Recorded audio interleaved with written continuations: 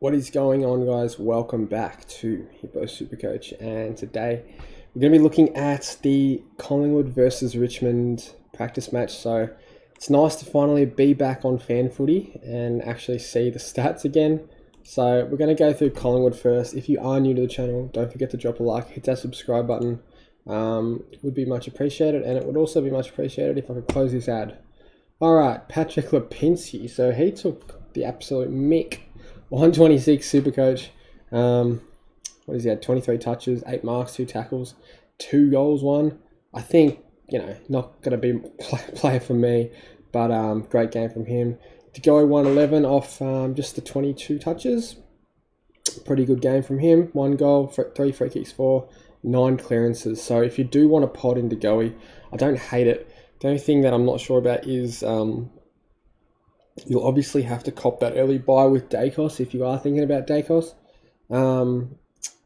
So probably not for me to go. Quainer looked alright. So Nick Dacos, this is an interesting one because I watched the first quarter and it felt like he did nothing. Like he was on -2 when I left, and then I came back and he finished on 102 Supercoach off 57% game time. I saw him do a terrible kick in the first couple of minutes. That was like bizarre.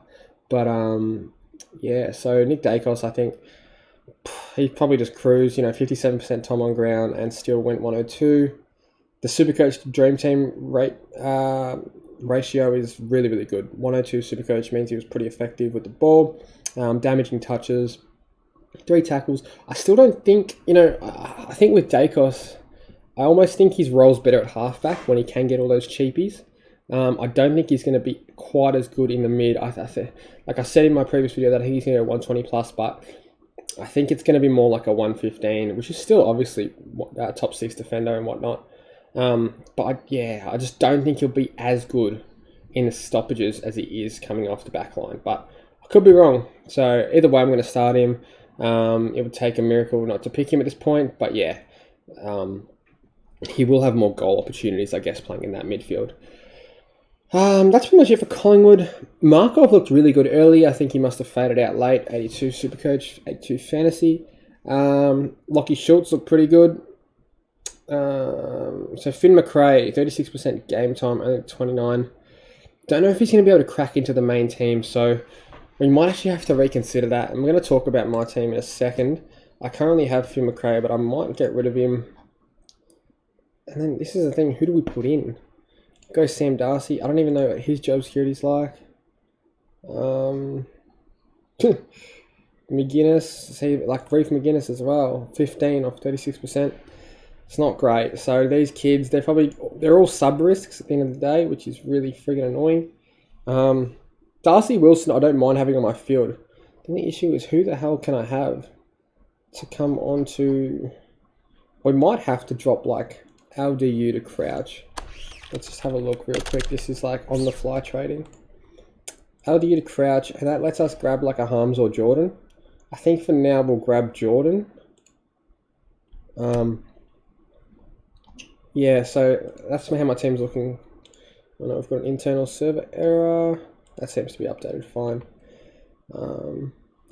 So anyway, moving on to Richmond. So Jaden Short, 120, 23 kicks, 4 handballs, went at very good efficiency. I didn't see the game, but he could be a nice little pod, to be honest, Jaden Short. So would I pick him? Probably not, but yeah, good game from him. Taranto, 115. Unusual Supercoach to Dream Team ratio there. So usually much higher in the Dream Team than Supercoach, just because his ball use isn't very good most of the time, but 69%. He's had 3 clangers, 14 contested, so the most contested touches on the ground. Typical Toronto game. I just don't think he'll quite be a top 8 mid, but he'll be thereabouts, no doubt about it. Who else can we talk about? Dusty. So they came out hyping him up in the pre-game. I was watching the pre-game with Adam Uze, and they were saying, oh, Dusty's gone back to the midfield. I'm thinking, fuck, maybe we consider him. And I didn't see him in there at all, just about. Well, from what I was watching anyway, I just could not see Dusty.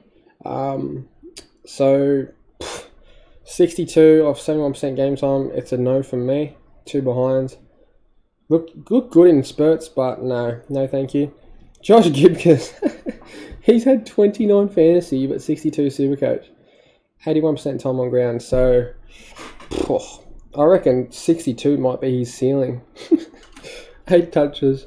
Yeah, look, I don't think we're going to get much out of big bad Joshy Gibcus. 62 Supercoach. Gee, if you could average that'd be alright, but I don't think we're going to get that. Presti only played a half. Who else is there to really discuss? No one really. Oh, so Thompson Dow, he's worth considering. So kick to handball ratio is not ideal at all. 4 kicks, 16 handballs. However, he did have 12 contested possessions. Must have had a lot of CBAs, judging by those stats. A 57 Dream Team to 96 Supercoach, so good ratio there. 82% time on ground, that's nice and healthy, and 85% efficiency. So 20 touches for him and a goal. Is he worth considering? I think so. Look, I don't know about his role. Like, this is the thing, like with Dusty, they're saying, oh, well, he's going to play midfield. But then again, like, how is he going to play midfield if he's just going to play him forward when you literally just said he's going to play midfield? So, is Dusty playing forward today just because they want to get him through the game and not injured, maybe? And then maybe Dow goes to the forward or the wing or something. So, it's an awkward price, Thompson Dow. So, how much is he? So, here he is here, 254k. At this point, probably not for me. His ownership percentage has probably gone up a little bit. But, yeah, so the teams, that's pretty much it to break down from this game. I don't think I've missed anyone. Yeah, I think that's pretty much it. Yep, Supercoach-wise, that's about it. So, yeah, this is how the team's looking going into tomorrow. I may as well just do a team update every time I make a video at this point. Also dropping league codes, so check the comments if you haven't already. Yeah, so I think... I'm not sure. I'm honestly not sure. Who can I turn Parrish into? Can I turn him back into LDU? Not quite. Okay. Yeah, so that's the tricky thing. Am I set on Parrish? I mean, not really, but structurally this is how I want. I'm pretty hot on Flanders, Fisher, Fife. I don't plan on getting rid of any of them.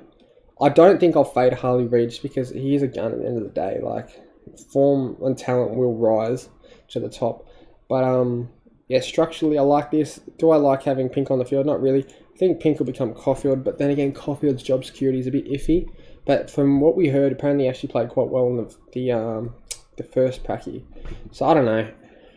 Still lots to play out, really. Not even any point talking about my team update. Update? Yes, update. Because it's just, yeah, like I said, so many new variables coming into the season, and yeah, we're still quite far away from the team when you consider round 0 as well. We're not going to have a team actually locked in for another 2 weeks. So, yeah, or 15 days, there you go. So yeah, that's it for the video, guys. Hope everyone had a good night, and I'll see you in the next one.